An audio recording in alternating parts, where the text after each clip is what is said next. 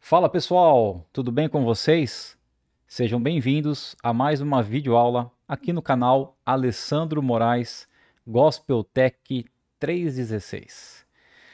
Estamos hoje aqui para aprendermos um pouco mais sobre o livro de Efésios, né? Nós estamos aí hoje na lição número 4 sobre o livro de Efésios. Estamos vendo a parte de como fomos eleitos. Nós até aqui vimos aí o versículo do versículo 1 ao versículo 4, né? Primeira parte do versículo 4, na verdade.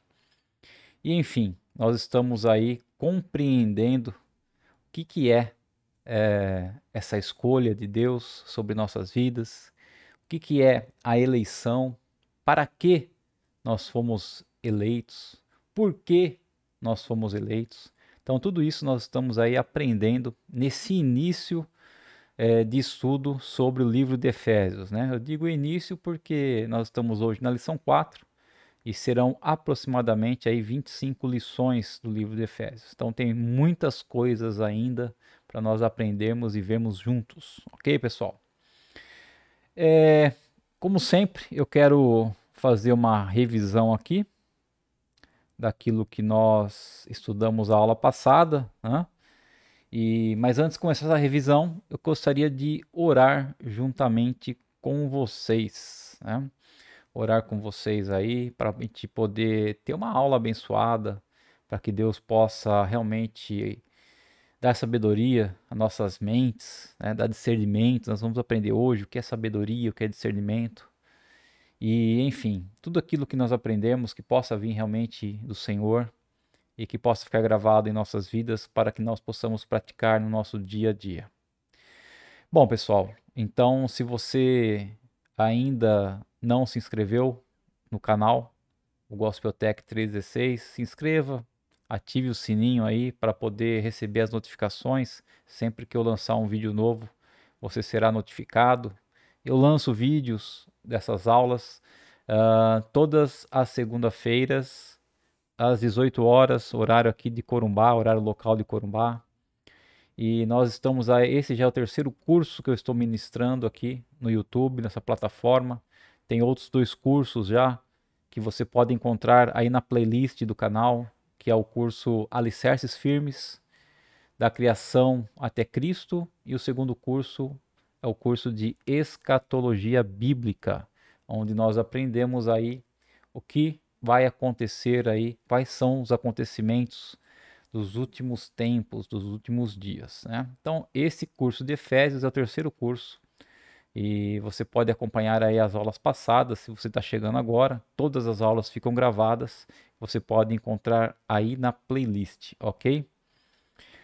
Senhor Deus poderoso, nós te agradecemos, ó Pai, por mais esta oportunidade, Senhor, por mais esse momento na tua presença, esse momento contigo, podendo compartilhar, Senhor, podendo aprender mais e mais da tua palavra, dos teus ensinamentos, porque sabemos que a tua palavra, Senhor, é lâmpada para nossos pés e luz para os nossos caminhos, como diz o Salmo, Senhor. Sabemos que a tua palavra, Senhor, ela vem para nos fazer ser pessoas melhores, ó Pai, para nos ensinar, ó Deus, para também puxar as nossas orelhas, com certeza, para que nós possamos ser filhos, mas ser filhos que te adorem em espírito e em verdade, ó Deus.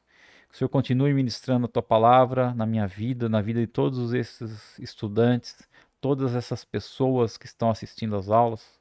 Que o Senhor possa nos fazer crescer a cada dia mais e mais, Senhor, para alcançarmos a maturidade de sermos santos e irrepreensíveis, como nós vamos estudar nesta aula, Deus. Fica conosco, ó Pai, Espírito Santo de Deus esteja ministrando ao meu coração e que tudo seja para a honra e glória do teu santo e poderoso nome, Senhor. Em nome de Jesus Cristo, amém. Amém, pessoal? Então, nossa lição de hoje, né, do livro de Efésios, lição 4, fomos eleitos, parte 3, né? Estamos aí na parte 3 da eleição. Opa, desculpa. Então, vamos recapitular um pouco da aula passada, né? Só para nós darmos uma relembrada. Se você não viu a aula passada, veja. tá? Não só a aula passada, como desde a aula 1, né? Aula 1, 2, 3, sempre é uma sequência, né? As ideias vêm numa sequência, as lições vêm numa sequência, ok?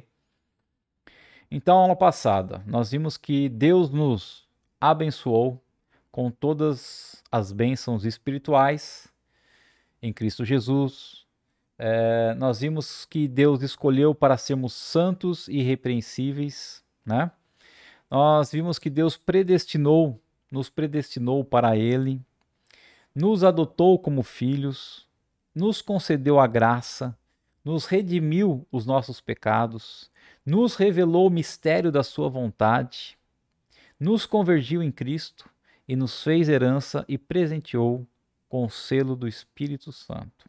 Na verdade, esses foram os verbos, né, que nós destacamos aí, desde o versículo 3 até o versículo 15, se eu não estou enganado. Então nós lemos todos esses versículos do 3 ao 15, e aí nós fomos destacando, né, as ações de Deus para com a nossa vida, os verbos, né, todos esses verbos: abençoou, escolheu, predestinou, adotou, concedeu, redimiu, né, revelou. Então todos esses verbos aí, essas ações de Deus para com nossas vidas, nós destacamos. E aí nós vimos até agora, né, que Deus nos abençoou com todas as bênçãos espirituais, que todas estão nele, e ele nos escolheu, né? Então Deus nos escolheu, que foi até a aula passada. A aula passada nós passamos a aula inteira falando sobre isso, que Deus nos escolheu. E hoje nós vamos ver aí que ele nos escolheu para sermos santos e irrepreensíveis. Vamos ver também que ele nos predestinou para ele, que nos adotou como filho, nos concedeu graça, nos concedeu sabedoria, discernimento, e ele nos redimiu, né? Redimiu os nossos pecados, pagou um alto preço pelos nossos pecados em Cristo Jesus, e que ele revelou também para nós o mistério da vontade dele. E qual que é a sua vontade? É o que nós vamos aprender, que Cristo veio para pagar o preço pelos nossos pecados e assim nos fazer filhos adotivos em Cristo Jesus. E essa parte de herança e Espírito Santo nós vamos deixar para a próxima aula, ok? Continuando aí, na aula passada, né? Nós aprendemos um pouco sobre calvinismo e arminianismo. Eu expliquei os 5 pontos, né? Os 5 principais pontos quanto à salvação do calvinismo e os 5 principais pontos quanto à salvação do arminianismo. Nós vimos aí também algumas objeções que as pessoas fazem ao calvinismo, a essa teoria, né, de João Calvino. Vimos também implicações práticas sobre a eleição. Quando você é eleito, o que deve ser da sua vida, o que você deve começar a fazer, né?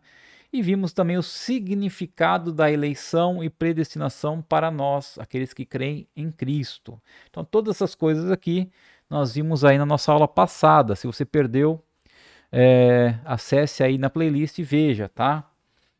Hoje nós vamos aí continuar na parte 2, né? Nós estamos falando sobre a origem da bênção, que é nosso Deus e Pai.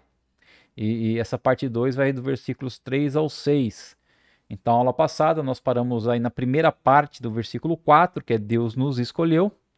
E hoje nós vamos começar a partir da segunda parte do versículo 4, né? Para que fez isso? Então, para quê? Não é por quê ainda. O porquê nós também vamos ver. Mas aqui é o para quê. Para que Deus nos escolheu? Então, Deus nos escolheu para sermos santos e irrepreensíveis em sua presença. Vocês viram aí que eu deixei em negrito, né? Eu destaquei a palavra santos, irrepreensíveis em sua presença, porque nós vamos ver aqui essas 3 palavras, né, num contexto mais detalhado. Então, isso mostra, né, uma citação de John Stott, que diz o seguinte: isto mostra que quando Deus nos escolheu, em sua mente, éramos ímpios e culpados, e que não merecíamos adoção, mas sim o julgamento. Então, quando Deus nos escolhe, ele nos escolhe para quê? Para sermos santos e irrepreensíveis, para nos tornarmos santos e irrepreensíveis. Então, se nós temos que nos transformar em pessoas santas e irrepreensíveis, é sinal que antes nós éramos o quê? Ímpios e culpados, né? Pessoas que talvez não acreditávamos em Deus e culpados pelos nossos pecados. Quando nós somos, quando vem a palavra, né, merecíamos, que nós não merecíamos a adoção, isso significa misericórdia, né? Então tem duas palavras que nós utilizamos muito aí, que é graça e misericórdia. Então eu já expliquei em outros cursos, mas vou explicar aqui também. Qual que é o significado da palavra graça e qual o significado da palavra misericórdia? Então, misericórdia é quando nós deveríamos ser julgados por algo e nós não somos julgados. Isso é a misericórdia de Deus sobre nossas vidas, tá? Quando nós deveríamos ser julgados e condenados por algo e nós não somos julgados. Deus está exercendo a misericórdia sobre nós. E a graça de Deus? A graça de Deus é quando Deus nos dá algo que nós não merecíamos. Então, quando Deus nos presenteia com algo que nós não merecíamos, isso é a graça. Ok, pessoal? Então, essa é a diferença. Esse é o significado entre graça e misericórdia, né? E é tão impactante essa palavra, né? Que Deus nos escolheu quando nós ainda éramos ímpios e culpados, que até causa temor acreditar que literalmente se aplica a nós, né? Ou seja, que Deus quer que nós nos transformemos em pessoas o quê? Santas e irrepreensíveis. Então, vamos estudar um pouquinho mais, detalhar um pouquinho mais aqui, o que significa ser santo. Então, a razão pela qual achamos difícil acreditar nisto é que a nossa compreensão da palavra santidade ela é um pouco distorcida, né? Vamos pegar um exemplo usado por Ray Stedman para nos ajudar a entender melhor o que é ser santo. Então, muitas vezes, principalmente, né, se nós somos cristãos católicos, aqueles católicos que acreditam, né, nas imagens, nos santos que a Igreja Romana institui, então é uma imagem ainda de ser santo mais complicada, porque a pessoa fala, como assim, santo? Foi São Paulo, foi São Pedro, foi São Tomé, né? Nossa Senhora de Fátima e tudo mais, aquelas imagens de santos. Mas o que é, na verdade, ser santo de acordo com a palavra de Deus, de acordo com a Bíblia? Então a palavra santos significa ser plenos, né? Ser total, ser plenos. Assim como atingimos a integridade física quando todo o nosso corpo funciona da forma correta, quando todos os órgãos, membros e sistemas cumprem suas funções. Então, quando nós estamos em plena saúde, nós estamos plenos, cheios. Então, da mesma forma, nós atingimos a plenitude espiritual quando todo o nosso ser cumpre sua função de acordo com o propósito de Deus, né? Então, quando a nossa parte espiritual cumpre aquilo que Deus nos chamou para ser ou fazer. Então, Deus nos escolheu nele antes da criação do mundo para sermos restaurados, a fim de atingir o quê? O propósito original para o qual fomos criados. Então, ser santos e irrepreensíveis é o quê? É ser restaurados para nós o quê? Voltarmos ao propósito original, né? Quando nós falamos em propósito original, nós falamos lá no primeiro homem, na primeira mulher, em Adão, em Eva, quando Deus os criou perfeitos, né? Antes deles pecarem, antes da queda, né, do pecado, eles eram perfeitos e assim foram criados. Então, esse é o propósito original. Deus também quer que nós restauremos a esse propósito. Deus também quer que nós sejamos perfeitos. E é lógico que nós não vamos ser perfeitos ainda nesse tempo, né? Nessa era a qual estamos vivendo, e aonde nós temos ainda o quê? Esse corpo físico, né? O corpo físico, a carne, os membros. Então nosso espírito, né? Nossa alma vive nesse corpo, e enquanto nós estivermos nesse corpo corrompido, nós não seremos jamais perfeitos. Mas, como nós já estudamos em outros cursos, Deus irá, no final dos tempos, nos arrebatar, e aí sim nós teremos nossos corpos transformados e voltaremos ao propósito original. Ok, pessoal?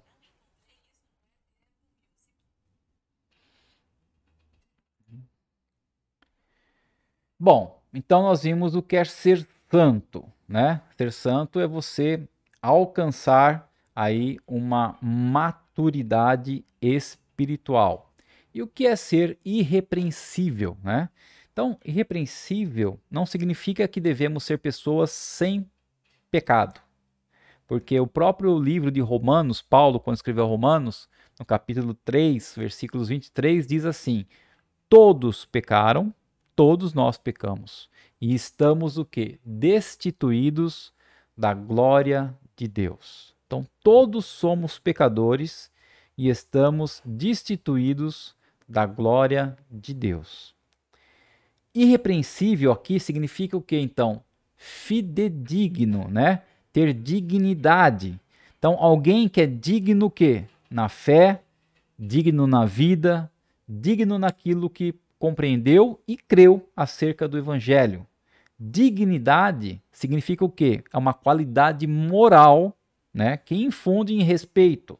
Uma qualidade moral que traz respeito, que traz resulta, né, que resulta em respeito, resulta em consciência do próprio valor, resulta em honra, resulta em autoridade.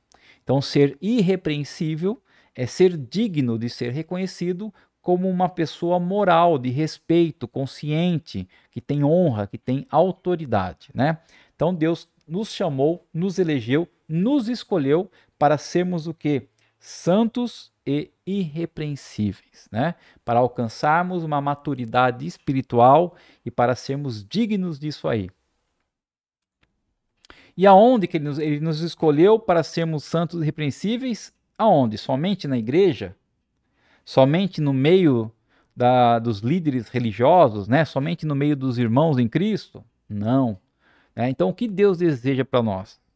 Então, não é somente uma santidade que nós devemos ter externa, onde as pessoas possam ver, né? Pode ser medida, talvez, o quê? Pela frequência, os cultos na igreja. Ah, aquele irmão ali, ó, aquele irmão é santo. Ele vai todos os cultos, ele vai de quarta, ele vai de sexta, ele vai de sábado, ele vai de domingo, ele vai na escola bíblica dominical. Em todos os cultos ele está na igreja. Ele é santíssimo, né? Mas o que? Uma santidade na presença de Deus, isto é, em tempo integral. Então nós não devemos expressar a nossa santidade, não devemos ser somente santos na igreja, na presença dos irmãos. Nós temos que ser santos a todo tempo e em todo lugar, né? Nós temos que ser pessoas íntegras na presença de Deus o tempo todo, seja em casa, seja no trabalho, seja na escola, seja praticando algum esporte, praticando algum hobby, seja na academia, seja onde você estiver.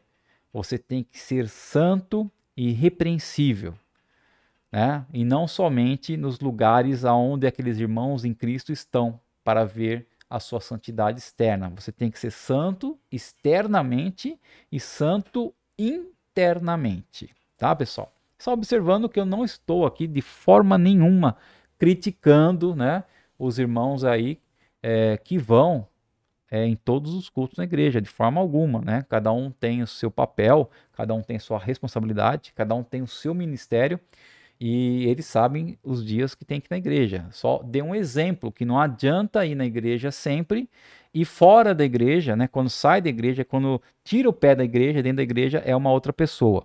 O exemplo, por favor, entendam, foi esse, tá, pessoal? Bom, então, né? Deus nos escolheu para sermos santos e irrepreensíveis na presença dele. E Deus também nos adotou, né? No versículo 5 aí do livro de Efésios, capítulo 1, diz assim: em amor nos predestinou para sermos adotados como filhos por meio de Jesus Cristo. Então aqui está uma explicação, né, parcial de como Deus cuida de todos os fracassos e da vergonha do nosso passado, para nos tornar um cristão que é santo e sem culpa. Deus realiza essa mudança em nós através do quê? De um novo relacionamento familiar, né? Então ele nos adota como filhos e recebe como seus próprios filhos, nos dando também o quê? Uma nova imagem, a imagem de Cristo, né?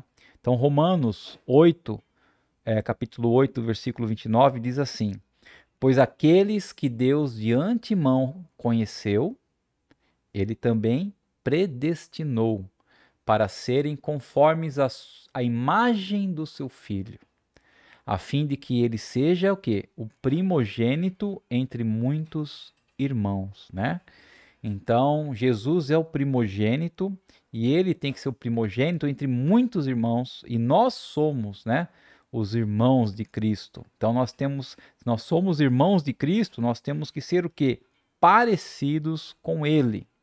Então, quando Deus nos escolheu, ele nos escolheu também para nos transformar como se fosse a imagem de Cristo, ou seja, a cada dia nós temos que ficar mais parecidos com Cristo, tá?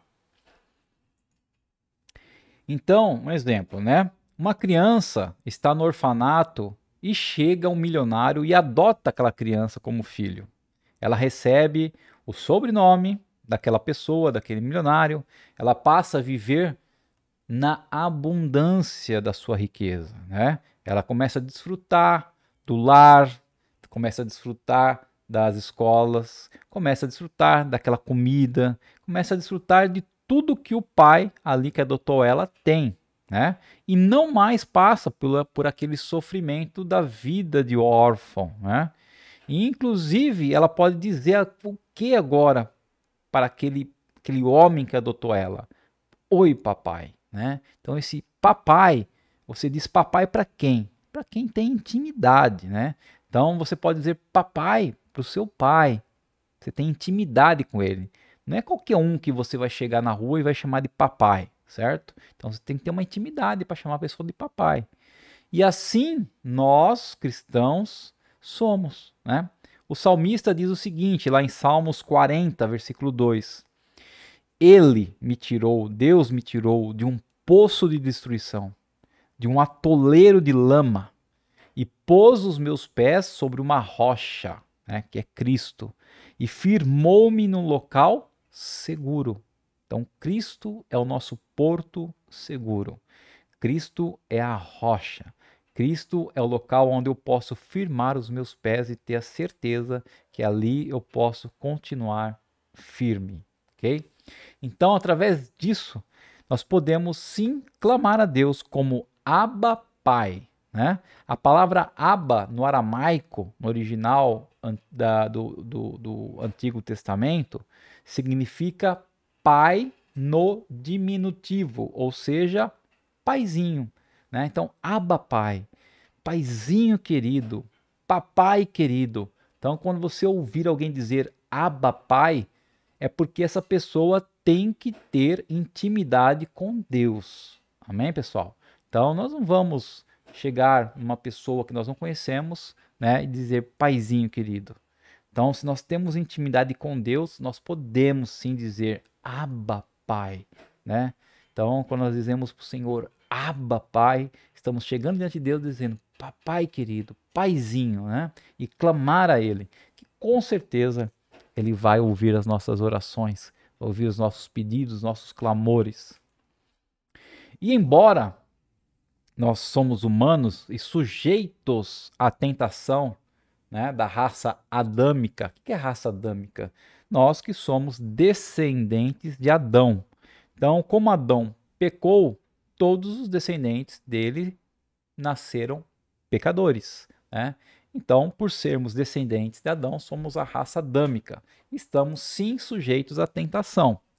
Então, nós deixamos, né, de ser escravizados pela morte e pelo pecado, quando Cristo nos chamou, nos adotou. E fomos transferidos para uma nova família e recebemos então uma nova identidade, né? Vocês se lembram lá no texto de João, aonde Nicodemos pergunta para Jesus, né? Como é que é isso? Essa história de nascer de novo? Eu tenho que voltar para o ventre da minha mãe, mesmo sendo grande, para renascer de novo, né? E aí Cristo informa que não. Não é um nascer na carne, mas sim um novo nascimento no Espírito, né? Uma nova identidade. A partir de agora eu vou receber o Espírito Santo de Deus quando eu aceito a Jesus Cristo como meu Senhor e Salvador da minha vida, e a partir desse renovo, a partir desse novo nascimento, Deus vai começar a trabalhar em minha vida, vai começar a restauração em minha vida, para mim ser o quê? Para mim ser santo e irrepreensível na presença dele, né? Então, queridos, pela obra de Jesus Cristo, fomos transformados em filhos de Deus para o glorificar, né? Então, pela obra de Jesus na cruz, né? Pelo sacrifício de Jesus na cruz, nós agora somos transformados como filhos de Deus, adotados para a honra e glória de Deus, somente dele, né? Então, Paulo tinha a plena consciência de que tudo o que lhe acontecia era o quê? Era um instrumento para transformar a vida dele. De escravo que ele era, para um filho que se parece com o pai, né? Então, mais uma característica de filho é que geralmente os filhos se parecem com os pais, né? Em termos físicos, fisiológicos, às vezes na voz, às vezes nos jeitos, nas vontades. Então, isso vem da genética. Então, nós temos que também ser parecidos com Deus, com Cristo, que é o nosso Pai. Ok, pessoal? Então, no nosso dia a dia, nós temos que nos transformar mais parecidos com o Pai, a ponto de que se alguém olhar para nós, falar, tem algo diferente nessa pessoa, né? Essa pessoa passa uma paz, uma tranquilidade, um amor tão grande. E Deus nos escolheu, né? Mas até então nós adquirimos muitos vícios de escravos do pecado. Nós éramos escravos do pecado. E agora Deus vai trabalhar em nossa vida até que as pessoas ao nosso redor possam dizer: olha só, ele é a cara do Pai. Ou seja, olha como ele se parece mais com Cristo. Olha, ele parece uma sombra de Cristo, né? Ele reflete a imagem de Cristo. Essa pessoa reflete a imagem de Cristo. Eu sinto uma paz, né? É quando eu encontro essa pessoa. Vocês já viram isso, ouviram isso? Então, isso é você estar cada dia mais parecido com o Pai, né? E essa parte de que nós adquirimos vícios escravos do pecado, quando ainda nós não tínhamos, né, aceitado, tomado a decisão de aceitar Cristo e seguir esse caminho maravilhoso em nossas vidas, significa o quê? Que a cada dia, né, a cada dia, é um processo. Cada dia Deus vai nos transformar. A cada dia, Deus vai limpando, né, um pouquinho a nossa casa interna, a nossa habitação, que é Cristo, que o Espírito Santo de Deus habita em nós, nós somos templo do Espírito Santo. Então, como templo, nós somos habitação, e a habitação tem ali seus lugarzinhos mais escondidos, né? Mas nós temos o quê? Nós temos que deixar Deus trabalhar e limpar, e deixar Ele fazer com que ele deixe a nossa casa totalmente limpa, para que ele venha realmente habitar plenamente em nós, que nós possamos ser como ele, né? Bem parecidos como ele. Bom, John Stott nos lembra que filiação, né, ser filhos, também subentende responsabilidade. Então, ser filho não é somente adquirir aquilo que Deus tem para nos dar de melhor, né? Mas nós temos que ter também nossas responsabilidades, porque nós representamos a Deus. Então, o Pai Celestial não estraga os seus filhos, né? Pelo contrário, como está em Hebreus, capítulo 12, versículo 10, Deus nos disciplina para o nosso próprio bem, para que nós possamos participar da sua santidade. Então Deus nos adota, nos faz herança dele, nos faz filho dele, nós podemos desfrutar tudo aquilo que o Pai tem, porém, ele também nos disciplina para que nós possamos participar da sua santidade. Então, muitas vezes Deus vai nos corrigir. Muitas vezes nós vamos passar por algumas provas até para que Deus ali nos molde, né? Ali nos faça de novo. Tem aqueles louvores, né? Deus me quebra o vaso, me quebra, eu sou um vaso, me quebra e me faz de novo, me molda de novo. Então muitas vezes é necessário nós sermos destruídos, nós sermos quebrados para que Deus possa nos fazer um vaso novo, tá, pessoal? Então nós temos que ser disciplinados para o Senhor. E por que Deus nos adotou, né? Por que fez isso? Por qual razão o infinito Deus do universo, né, escolheu criaturas fracas, cheias de falhas, propensas ao pecado, como eu e você, para fazer parte do seu plano final? O que é o plano final? O plano final é a eternidade que nós teremos com Cristo.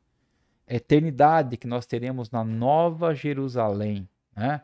Eu creio que a Nova Jerusalém Celestial, que é uma cidade maravilhosa que já está preparada, vai se fundir com essa terra, quando essa terra estiver restaurada após o milênio, o governo de Cristo, o governo milenal de Cristo, e aí nós viveremos então eternamente com o Senhor, restaurados, né, plenos, sem pecado, sem manchas, sem dores, sem tristeza, né? Nós viveremos eternamente com Cristo, com o propósito que Ele nos escolheu desde o início, o propósito original, que é o quê?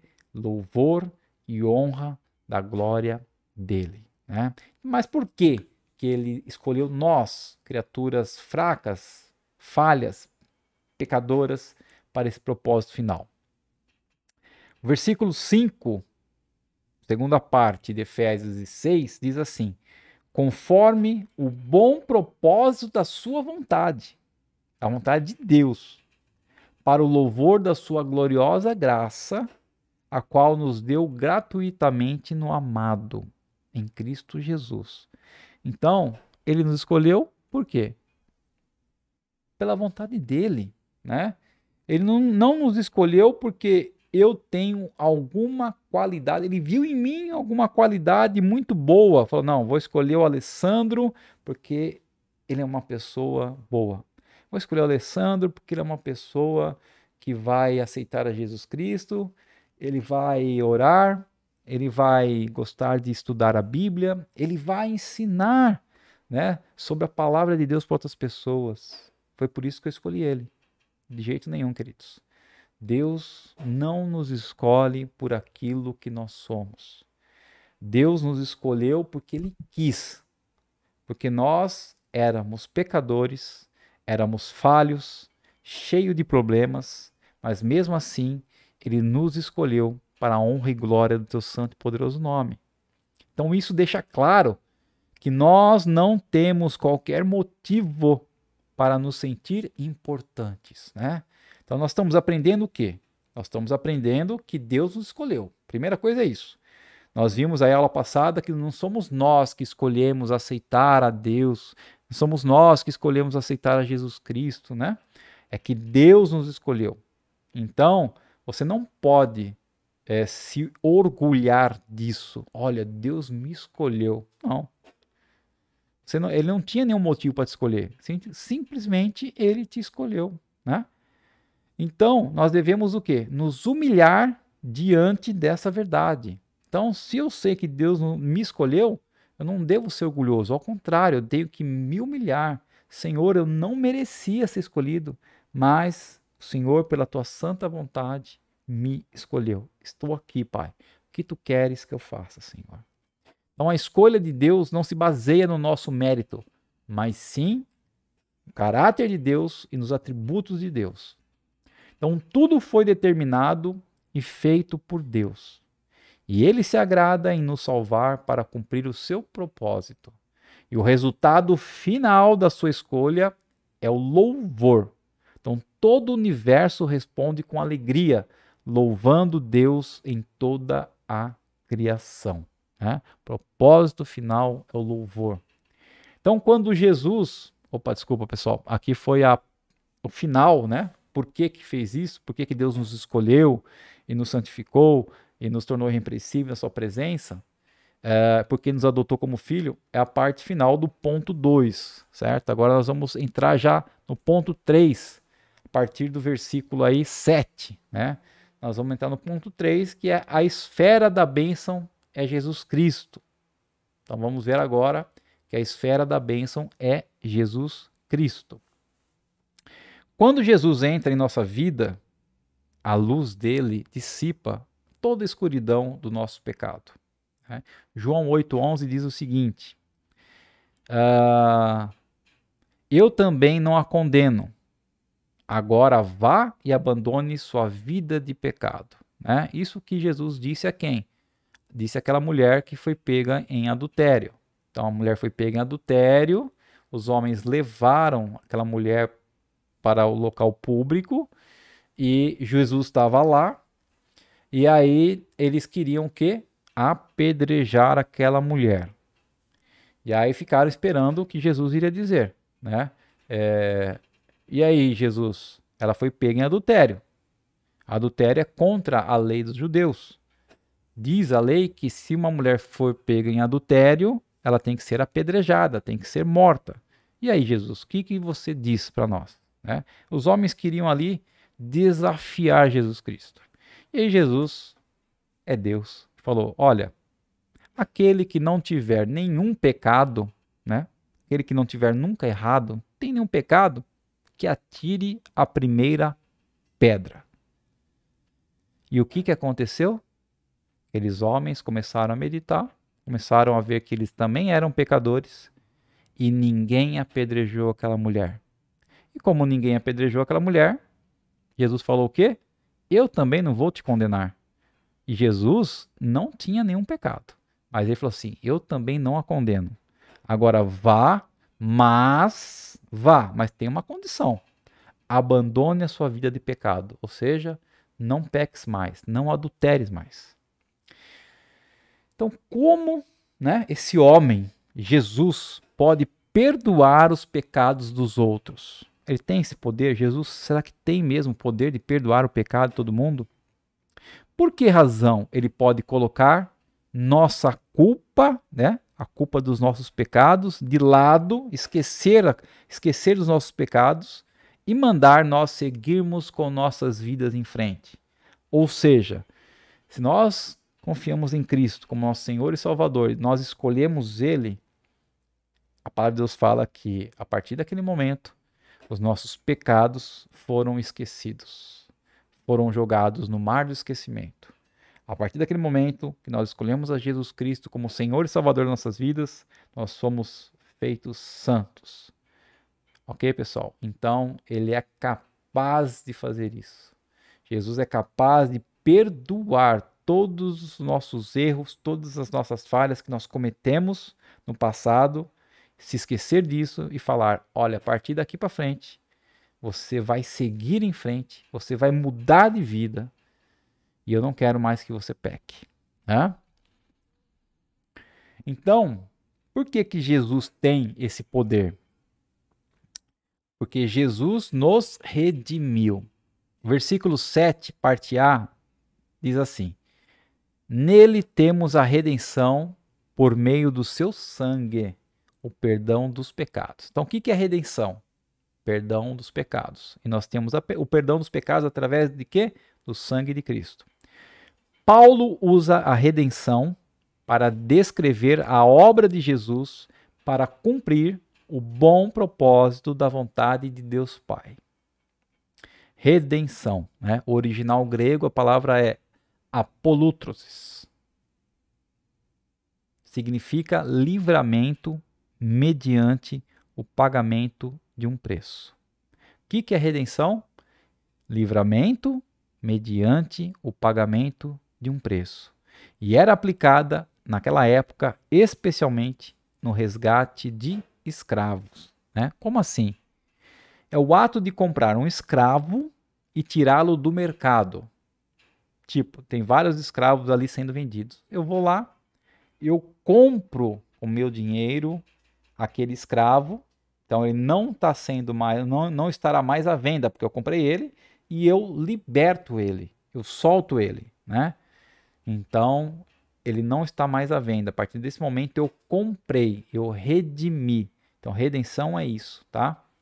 Então assim ele não estará mais à venda, não haverá mais negócio. E Jesus fez isto, nos comprou e nos libertou do cativeiro. E ele pagou um alto preço, né, com a sua vida, com o seu sangue, na morte de cruz. E para nós, a redenção, olha só, pessoal, é de graça. Nós aceitarmos a Cristo em nossa vida, queridos, é de graça. Mas para Cristo isso custou muito, né? Custou todo o seu sangue derramado naquela cruz da vergonha.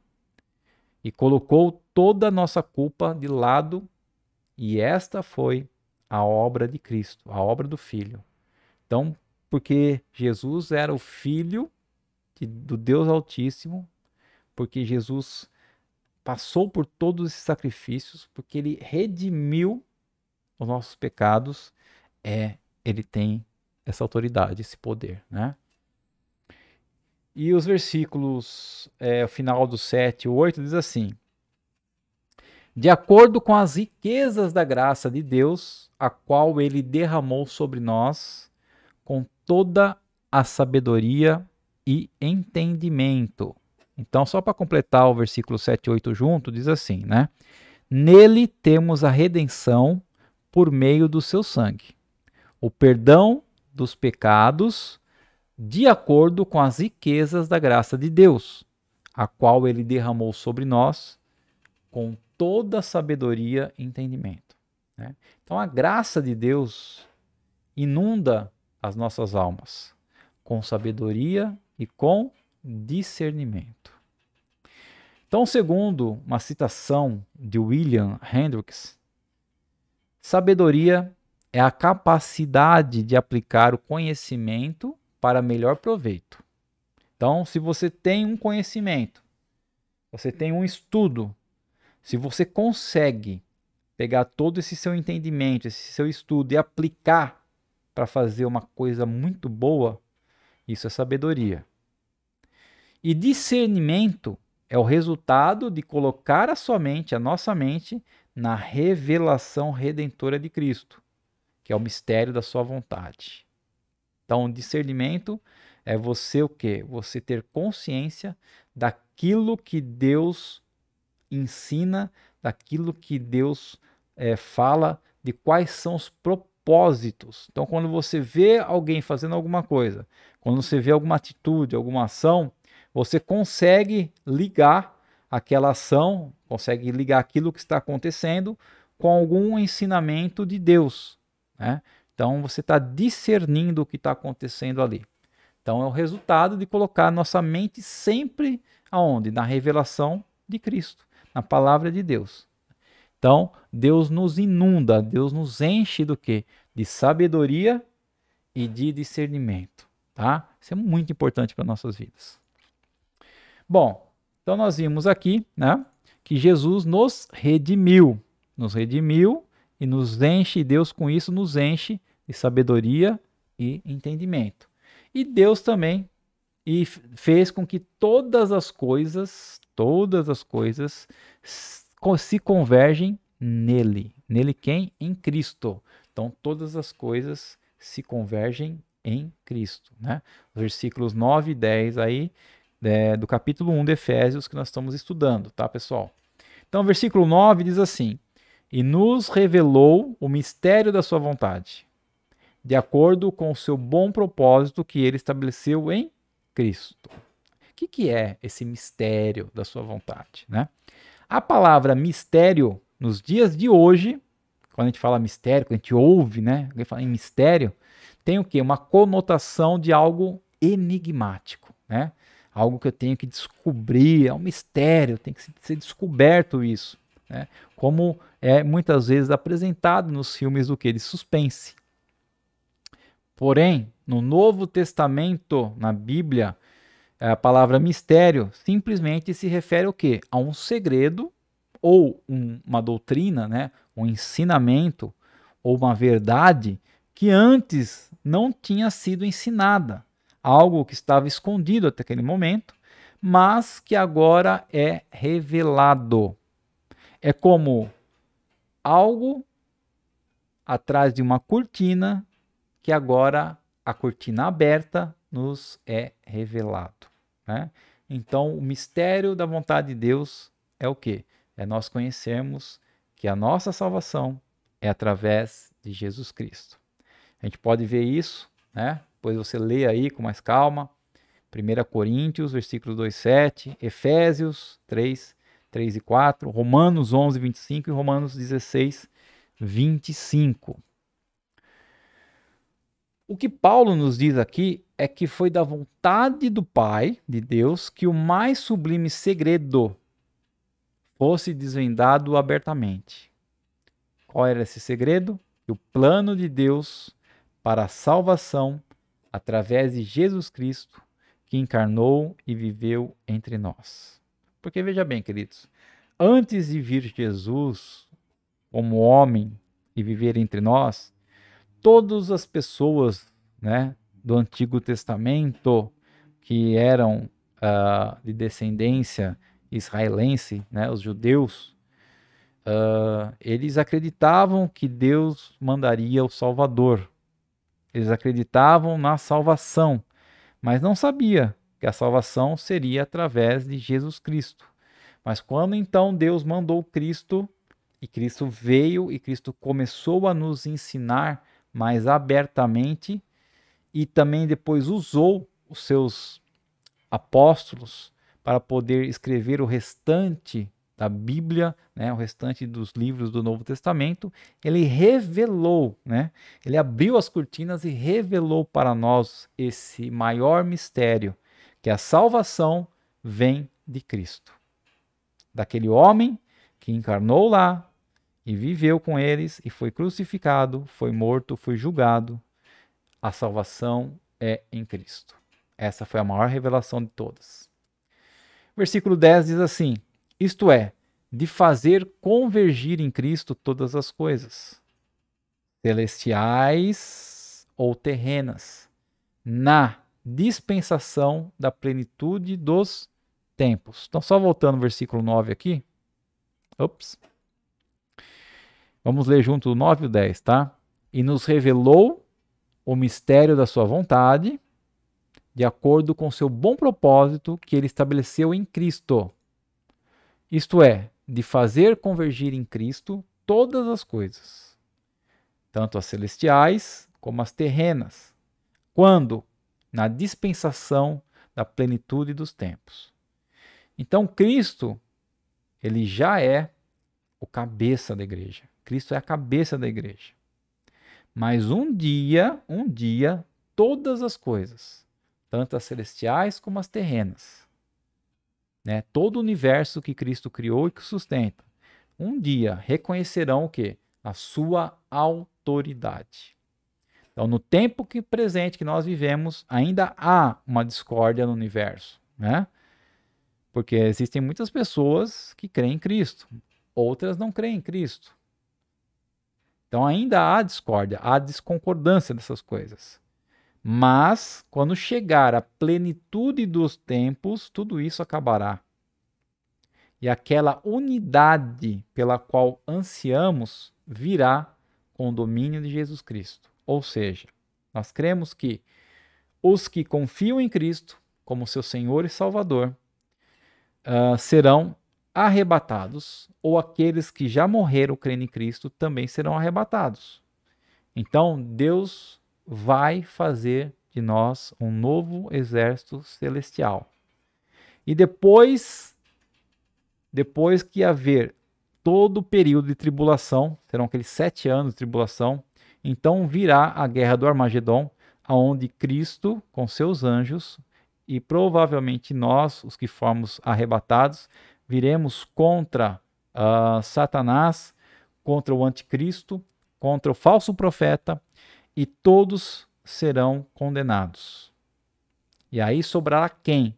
Sobrará somente aqueles que realmente creem em Cristo. Então isso vai ser a plenitude do tempo. A unidade, vai ter unidade, porque todos estarão debaixo do domínio de Cristo. Não terá mais ninguém que não creia em Cristo. Então tudo isso acontecerá quando? Na dispensação da plenitude dos tempos. Isto é, no tempo apropriado para Deus. Quando o tempo voltar a fundir-se na eternidade. Né? Uma citação de John Stott. Então, quando o tempo voltar a fundir-se na eternidade. Para entender verdadeiramente estas poderosas palavras, precisamos começar a ver o mundo que nos rodeia ao longo da história, né? Ver tudo que já aconteceu desde a criação do mundo até o tempo que nós estamos vivendo. Pois nada é sem significado ou propósito. Tudo está caminhando para um alvo glorioso. E também é uma citação de John Stott. Né? Ou seja, tudo que está acontecendo, queridos, nos dias de hoje, essas pandemias, esses vulcões que estão entrando em erupção, os tsunamis, os terremotos, os furacões, tudo o que está acontecendo tem um propósito. Tudo que acontece caminha, segue para quê? Para se alcançar um alvo glorioso, para se alcançar em breve e no futuro o propósito final, né? O propósito final que é a plenitude dos tempos, onde nós teremos aí Cristo realmente reinando sobre nossas vidas. Bom, quanto a nós, quão bitolada é a nossa visão comparada com a de Paulo, que escreveu aos Efésios, né? Apóstolo Paulo. Quão pequena é a nossa mente, quão estreitos são os nossos horizontes. De modo tão fácil e natural, deslizamos para uma preocupação qualquer com nossos assuntos mesquinhos do dia a dia. Devemos, porém, ver o tempo à luz da eternidade e nossos atuais privilégios e obrigações que nós temos no nosso dia a dia à luz da nossa eleição no passado e da nossa perfeição no futuro. Então, se compartilhássemos da perspectiva do apóstolo Paulo, também compartilharíamos do seu louvor. A vida se transformaria em adoração e bendiríamos a Deus constantemente por nos ter abençoado tão ricamente em Cristo. Palavras de John Stott. Então, resumindo, pessoal, essa citação aqui ou seja, nós temos a cada dia nossos privilégios e temos nossas obrigações. E nós temos que encarar todos esses privilégios e obrigações que nós temos sempre à luz da eternidade, sempre pensando que um dia isso vai acabar. E nós viveremos em outra era com Cristo, né? Na plenitude dos tempos com Cristo. E nós temos que agradecer a Deus porque Ele já nos elegeu, Ele já nos escolheu no passado e que vai nos fazer perfeitos no futuro. Então, se a gente pensasse, se antes de qualquer atitude que nós tivéssemos, se antes de qualquer reclamação, de qualquer fala que fosse sair da nossa boca, a gente pensasse em tudo isso, né? que nós vamos viver eternamente com Cristo, que Cristo nos escolheu, que Cristo vai nos fazer perfeito, em vez de reclamar ou murmurar, nós estaríamos o quê? Louvando a Cristo como Paulo fazia, bendizendo a Deus constantemente. Essa que é a ideia, né? Essa que é uma das implicações de nós termos sido escolhidos e eleitos pelo Pai. Uma das implicações é esta, é saber que nós devemos então bendizer, nós devemos então adorar e louvar a Deus constantemente por essa eleição. E enfim, os versículos 11 e 12, né? Nós fomos escolhidos em Cristo. Então, em Cristo fomos também feitos herança, predestinados segundo o propósito daquele que faz todas as coisas conforme o conselho da sua vontade, a fim de sermos para louvor da sua glória, nós, os que de antemão esperamos em Cristo. Então, sim, né? O soberano Deus que nos escolheu nos permite passar por situações adversas, né? Alguns problemas. Devemos assumir que muitas situações dessas são o quê? Consequência dos nossos próprios atos. Então, dependendo das nossas escolhas, dependendo daquilo que nós fazemos, nós temos consequências. Mas tem outras situações que é Deus que está ali nos permitindo passar, né? Mas não podemos nos esquecer do quê? Do plano de Deus, que vai muito além dos nossos problemas, nossas dores e nossos fracassos. As circunstâncias ao nosso redor, nosso dia a dia, não podem mudar o caráter de Deus. As riquezas da graça de Deus se manifestam em nossas vidas enquanto aprendemos a responder às adversidades da mesma maneira que Jesus. Então, sempre que surgir um problema para nós resolvermos, sempre que surgir em nossa vida uma situação ruim, uma barreira, né? Um obstáculo, o que nós temos que fazer? Nós temos que pensar e tentar resolver isso como Jesus resolveria. Então nós temos que nos perguntar, se Jesus estivesse no meu lugar aqui agora, como ele resolveria esse problema? E nós temos que tentar fazer da mesma maneira. Mas nós temos que ter o quê? Para isso, conhecimento da palavra, né? Nós temos que ter entendimento da palavra. Nós temos que ter revelação de Cristo. Nós temos que aprender a cada dia a ser mais parecido com Cristo. Temos que procurar ser o quê? Santos e irrepreensíveis. Porque foi para isso que Deus nos escolheu. Amém, queridos? Então, dia após dia, momento após momento, Deus está a destruir o velho homem em nós e nos transformar numa nova criatura, nos trazendo o quê? A plenitude e unidade em Cristo, conforme a semelhança do Filho. Então, quanto mais nós compreendermos esse processo, maior será a nossa alegria por ver o quê? O propósito supremo de Deus se cumprindo em nossas vidas, que é a nossa transformação, a fim de que nos assemelhemos mais e mais com o caráter de Cristo. Para quê? Para o louvor da glória de Deus Pai. Amém, pessoal? Então, essa foi a nossa lição de hoje, né?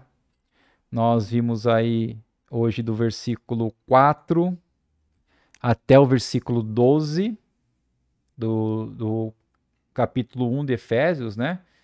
E, enfim, nós aprendemos aí que Deus realmente nos escolheu para nós sermos santos e irrepreensíveis em sua presença, que todas as nossas bênçãos estão em Cristo Jesus, que todas as coisas convergem em Cristo, né? Que Cristo tem o poder para redimir, para esquecer nossos pecados, né? Porque, enfim, ele foi crucificado e ele é Deus, ele pagou um preço alto por isso. E vimos que o objetivo final aqui na plenitude dos tempos, né? Nós possamos desfrutar daquilo que Deus preparou para nós e chegar lá com uma aparência, né, mais próxima do Pai, que nós possamos ser reconhecidos como realmente filhos do Deus Altíssimo pelas nossas características espirituais, não físicas, mas espirituais, né, pelo nosso dia a dia, aquilo que nós fazemos, o que vivemos, o que compartilhamos, ou seja, o testemunho do nosso dia a dia que nós podemos dar para as outras pessoas, tá? A minha oração é que você continue buscando a Deus em orações, continue aprendendo a palavra de Deus, continue buscando ser santo e irrepreensível a cada dia, mas ser cada dia mais parecido com Cristo. Ok, pessoal? Se vocês gostaram da lição de hoje, se foi aproveitável, né? Deixe seu like no vídeo, compartilhe, principalmente aí compartilhar com seus amigos, colegas, parentes, vizinhos, né? Para que o objetivo seja alcançado, que é levar a palavra de Deus, o ensinamento da palavra a maior quantidade de pessoas, ok? Vamos orar para encerrar? Querido Deus e amado Pai, muito obrigado, Senhor, por mais esta aula que o Senhor nos proporcionou. Muito obrigado por todo esse conhecimento, Pai, que o Senhor nos passou. Obrigado, Pai, por ter nos escolhido, Senhor, como os teus filhos. Que nós possamos a cada dia realmente buscar ser santos e irrepreensíveis na Sua presença, Pai. Que possamos a cada dia compreender, ó Pai, que Cristo pagou um alto preço por nossas vidas. E que no final, na plenitude dos tempos, todas as coisas convergerão nele, Senhor. Muito obrigado, ó Pai, por tudo, Senhor. Continua cuidando de nós a cada dia, Senhor. Nos abençoa nessa semana, mais uma semana, Senhor, de trabalho, mais uma semana em casa com nossos familiares, nossos afazeres, enfim, com nossos irmãos em Cristo, ó Deus, que o Senhor possa realmente cuidar de nós, nos mínimos detalhes, e nos livrar de todo o mal. É o que eu te peço e agradeço, Senhor, em nome de Jesus. Amém. Isso aí, pessoal. Muito obrigado por estar comigo até aqui, e até a semana que vem, se assim o Senhor nos permitir. Até mais.